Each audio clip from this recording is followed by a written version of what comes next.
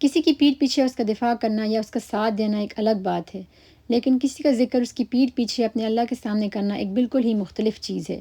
کبھی بھی آپ کو کسی کے بارے میں کوئی اطلاع ملتی ہے یا خبر آتی ہے کہ کوئی کسی مصیبت میں ہے یا کسی کو کوئی کامیابی ملی ہے، کسی کی زندگی میں کوئی خوشی آئی ہے، تو آپ کو اس کے لیے اس کی حالت کے مطابق دعا کرنی چاہیے۔ اچھی خبر سننے پر دعا کریں، اللہم بارک لہا یا اللہم بارک لہو، یعنی اے اللہ اس بندے کے لیے یہ مبارک فرما۔ اس طرح کرنے سے آپ حسد یا جلن کے کسی بھی جذبے یا خیال کو کافی حد تک بھگا دیتے ہیں۔ حدیث میں ہے، حضور صلی اللہ علیہ وسلم نے فرمایا، جب کوئی بھی شخص کسی دوسرے کے لیے اس کی پیٹھ پیچھے یعنی بظاہر الغیب اس کے علم میں لائے بغیر دعا کرتا ہے تو اللہ تعالیٰ ایک خاص فرشتہ بھیجتا ہے اور ہر دعا پر فرشتہ کہتا ہے آمین، اور تمہارے لیے بھی ایسا ہی ہو، اور وہ دعا مستجاب یعنی قبول ہوتی ہے، آپ کے لیے بھی اور اس کے لیے جس کے لیے آپ دعا کر رہے ہیں۔ سبحان اللہ، اگر آپ اس بات پہ تھوڑا سا غور کریں تو آپ کو پتہ لگے گا کہ فرشتہ آپ کے لیے دعا کر رہا ہے۔ ایک تو آپ خود اپنے لیے دعا کرتے ہیں، اور آپ کے علاوہ فرشتہ بھی آپ کے لیے دعا کر رہا ہے، کیونکہ آپ اپنے کسی مسلمان بہن بھائی کے لیے اس کی غیر موجودگی میں اس کی بھلائی کے لیے دعا مانگ رہے ہیں۔ اس کے علاوہ ہمیں یہ بات بھی ذہن میں رکھنی چاہیے کہ بالکل اسی طرح جس طرح ہم کوئی صدقہ خیرات کرتے ہیں اور ہمیں بتایا گیا ہے کہ اس کا آپ نے ڈنڈورا نہیں پیٹنا، آپ نے اس کو لوگوں کے سامنے کہتے نہیں پھرنا کہ جی میں صدقہ کر رہا ہوں، خیرات کر رہا ہوں، خاموشی سے صدقہ دینا ہے۔ اسی طرح سے جب آپ کسی کے لیے دعا کرتے ہیں تو بھی خاموشی سے دعا کرنی ہے، نہ کہ آپ لوگوں کو کہتے پھریں کہ جی میں تمہارے لیے دعا کرتا ہوں۔ ہاں، اگر خلوص کی نیت ہے، آپ اپنی محبت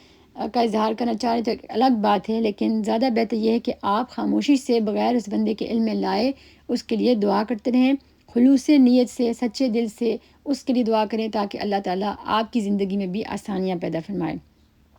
اور ہمیں یہ عادت بنانی چاہیے کہ جب ہم دوسروں کے لیے دعا کریں تو ہم ان کی جو صورتحال چل رہی ہے اس وقت زندگی میں اس کے حساب سے ان کے لیے دعا کریں۔ فرض کریں آپ کسی کو جانتے ہیں اور آپ کو پتہ ہے کہ وہ بندہ بیمار ہے یا ان کے گھر میں کوئی بیماری ہے، کوئی تکلیف ہے، تو آپ دعا کریں کہ اللہ ان کو شفا دے، ان کو صحت دے۔ اسی طرح سے اگر آپ کسی کو جانتے ہیں جہاں پہ رزق کی تنگی ہے تو آپ ان کی رزق کی کشادگی کے لیے دعا کریں۔ اگر آپ کو پتہ ہے کسی کی فیملی میں کوئی مسئلہ چل رہا ہے تو آپ دعا کریں کہ ان کی فیملی میں جو بھی مسئلہ ہے اللہ تعالیٰ اس کو حل کرے، انہوں نے آپس میں اتفاق دے۔ کوئی خوش ہے تو آپ اس کے لیے دعا کریں کہ اللہ ان کو نظر بد سے بچائے اور اللہ تعالیٰ ان کو اسی طرح سے خوشیاں نصیب کرے۔ امام احمد رحمہ اللہ فرماتے ہیں کہ انہوں نے ایک لسٹ تیار کر کے رکھی ہوئی تھی، جو کہ رات میں جب وہ اللہ کے ہاں دعا کرتے تھے تو وہ اس پوری لسٹ میں جتنے بھی لوگوں کے انہوں نے نام لکھے ہوتے تھے ان کا ذکر کرتے تھے، ان کے حق میں دعا کرتے تھے۔ اور وہ باقاعدہ فرماتے ہیں کہ مجھے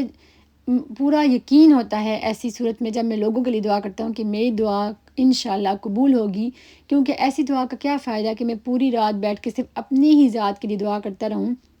جب کہ مجھے پتہ ہے حدیث کے ذریعے کہ جب آپ اپنے کسی مسلمان بہن بھائی کے لیے اس کی غیر موجودگی میں دعا کرتے ہیں تو وہ دعا مستجاب ہوتی ہے، وہ قبول ہوتی ہے۔ تو